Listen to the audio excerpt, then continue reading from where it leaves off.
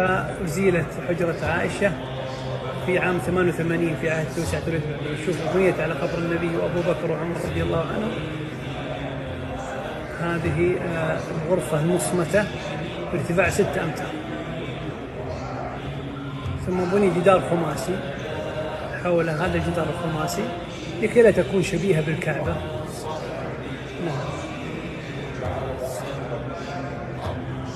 الزاوية هذه جت في الجهة الشمالية للحجرة معها شايفين.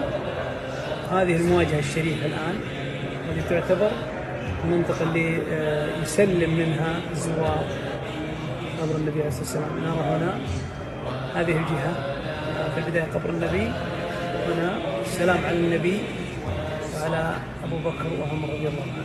الباب المنتصف، هذه الجهة المنتصف هذه تعتبر من الداخل، صورة المقصورة من داخلها.